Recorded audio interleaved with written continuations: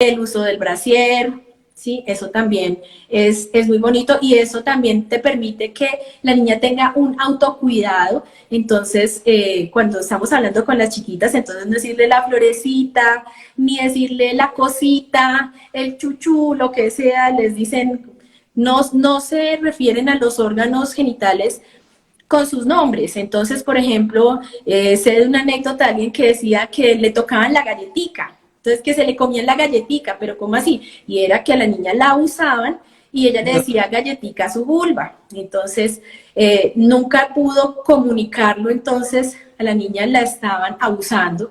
Entonces, eso es tremendo.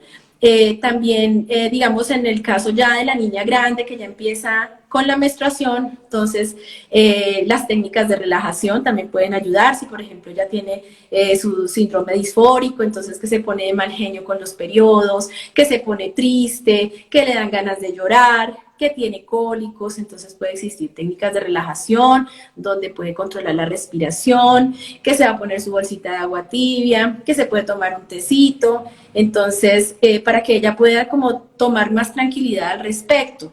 Adicionalmente a eso, eso tiene un beneficio a largo plazo porque cuando esta niña sea mamá, también va a ser eso muy bonito con su hijita, si llega a tener hijos. Entonces puede ella tener la posibilidad de decirle a su hija, tranquila, nena, vamos a hacer esto, mira, cuando a mí me llegó, mi abuela me trajo unas flores, no sé, compartimos, hicimos té con galletas, bueno, lo que sea. Entonces es una cuestión que a ti te queda por siempre. Uno siempre se acuerda de su primera menstruación, cómo fue ese rollo. Entonces, a veces, la mayoría de las veces es algo supremamente caótico. Entonces, todo el mundo corre, ¿qué pasó? Que la niña se enfermó, y este tipo de cosas. Entonces, debe ser todo lo contrario. Eso debe permitir y propender el amor propio a su identidad de género y adicionalmente también la empatía a nosotras las mujeres. Acabas de tocar un tema muy importante, pero antes de preguntarte, hay una usuaria que nos pregunta de qué manera se puede detectar la endometriosis en niñas. En las niñas generalmente no ocurre la endometriosis. La endometriosis puede existir en las adolescentes. La endometriosis es una enfermedad que consiste en que las glándulas que tiene uno adentro del útero que le permiten a uno generar el periodo, estas glándulas por algunos motivos, digamos, genéticos o por algunas, digamos, cuestiones de anomalías de las células, se depositan en algunos lugares distintos al útero. Entonces pueden estar en los ovarios, en el peritoneo, que son las capas de adentro donde están los intestinos, la vejiga y otros órganos. Cuando esto ocurre, entonces se generan menstruaciones dolorosas. Entonces, la mayoría de las señoras dicen, no, las primeras menstruaciones, eso es normal que a las niñas les dé cólico, el cólico se les quita cuando tengan su primer hijo, etcétera. Pero si las menstruaciones son frecuentemente dolorosas, si son abundantes y dolorosas adicionalmente, y no mejoran, digamos, con los calmantes habituales, uno puede sospechar endometriosis en una niña tan chiquita. Y de hecho es de muy mal pronóstico porque seguramente tiene más posibilidades de tener complicaciones y que requiera cirugías.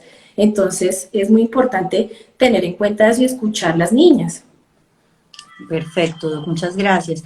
Yo quería hacerte una consulta y es que lo he escuchado mucho, me lo preguntaron, que veo que últimamente llevan a las niñas que menstruan a temprana edad, donde la ginecóloga para que le dé algo, o donde la endocrinóloga para que le dé algún tipo de medicamento para irla trazando.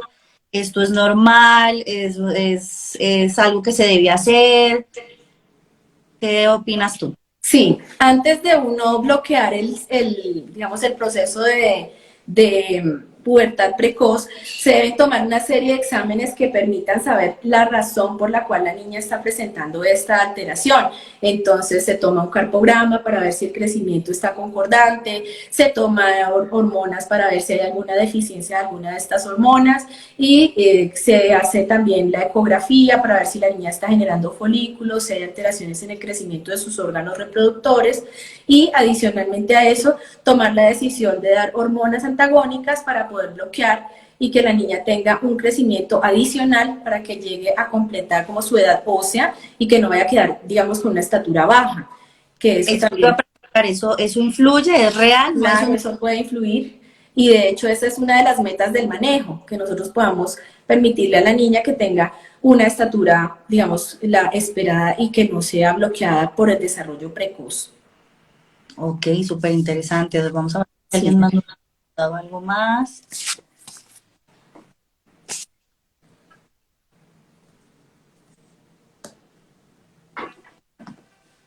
Bueno, nos preguntan un poquito más acerca de lo que estás diciendo con respecto al crecimiento. ¿Por qué puede afectar el crecimiento?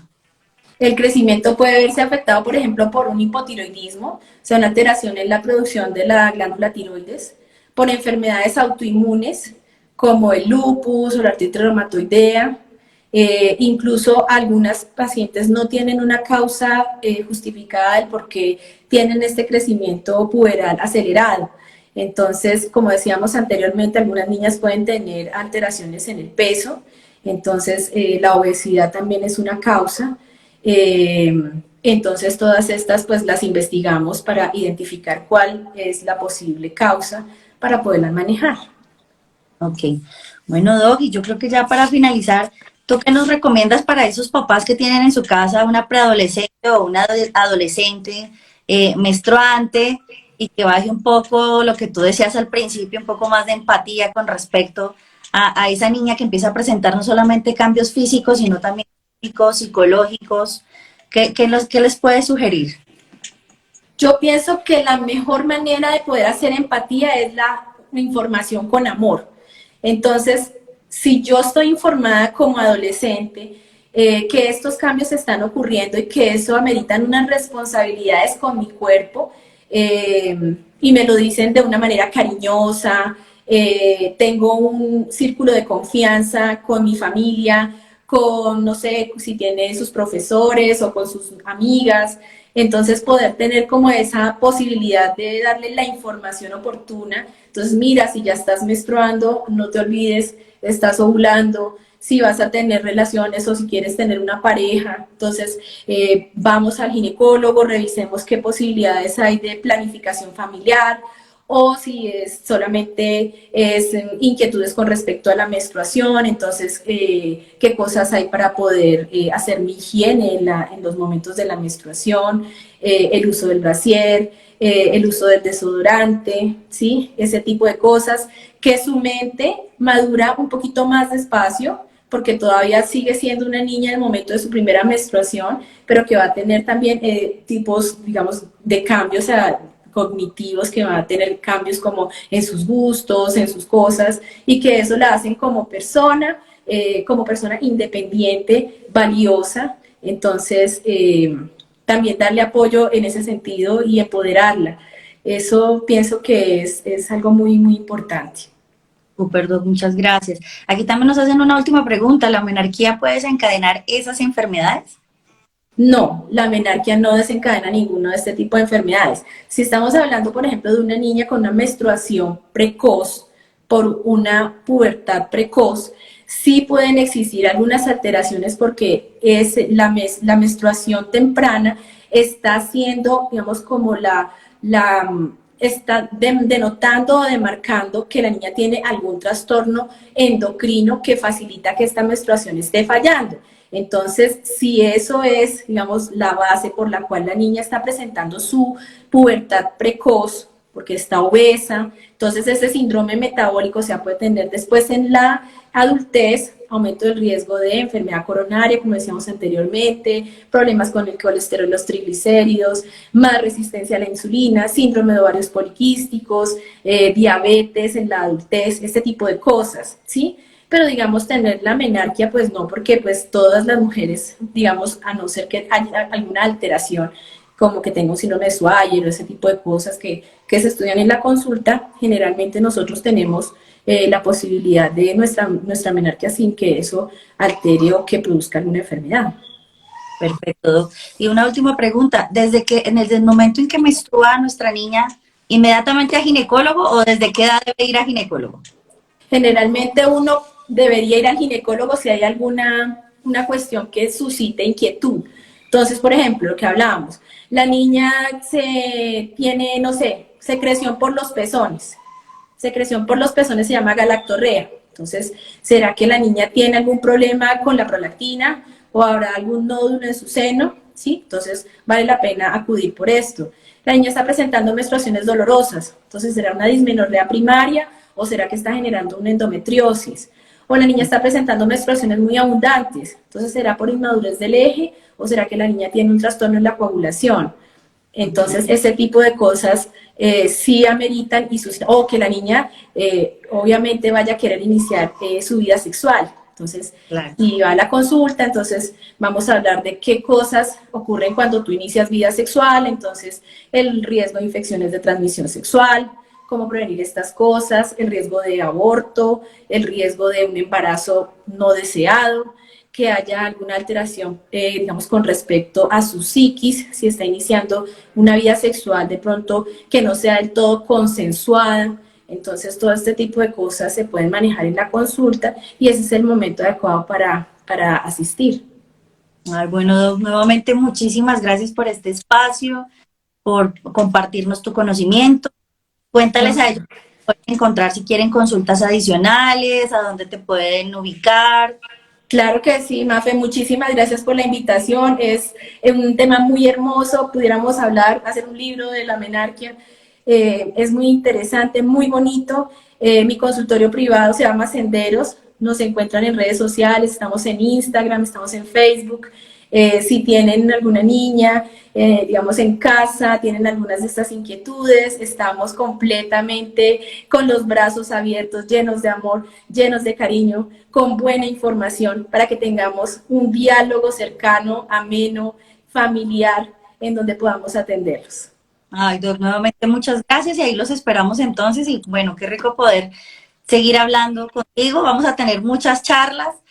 Aquí nos hacen una última, no sé si me permites una última Claro, pregunta sí. acá, que nos dicen, ¿es normal que en la pubertad le salgan protuberancias en los senos? Sí, tú ya Sí. nos contabas, pero bueno, recuérdanos rápidamente, Doc. Sí, generalmente nosotros cuando hacemos la valoración de la madurez de los caracteres sexuales en las niñas utilizamos un puntaje que se llama la escala de Tanner.